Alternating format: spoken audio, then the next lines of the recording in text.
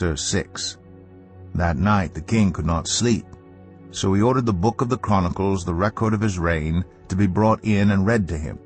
It was found recorded there that Mordecai had exposed Bigthana and Teresh, two of the king's officers who guarded the doorway, who had conspired to assassinate King Xerxes.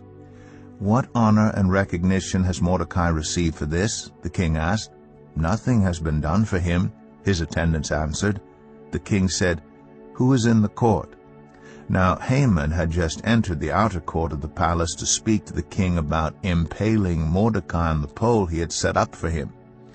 His attendants answered, "Haman is standing in the court." "Bring him in," the king ordered. When Haman entered, the king asked him, "What should be done for the man the king delights to honor?" Now Haman thought to himself, "Who is there that the king would rather honor than me?" So he answered the king, "For the man the king delights to honor, have them bring a royal robe the king has worn and a horse the king has ridden, one with the royal crest placed on its head. Then let the robe and horse be entrusted to one of the king's most noble princes.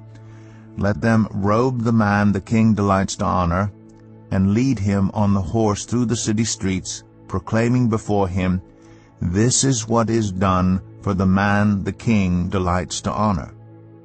"Go at once," the king commanded Haman.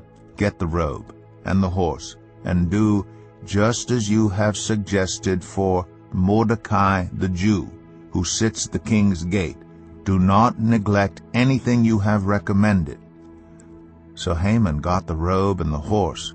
He robed Mordecai and led him on horseback through the city streets, proclaiming before him, "This is what is done for the man the king delights to honor." Afterward Mordecai returned to the king's gate, but Haman rushed home with his head covered in grief and told Zeresh his wife and all his friends everything that had happened to him. His advisers and his wife Zeresh said to him, "Since Mordecai, before whom your downfall has started, is of Jewish origin, you cannot stand against him. You will surely come to ruin."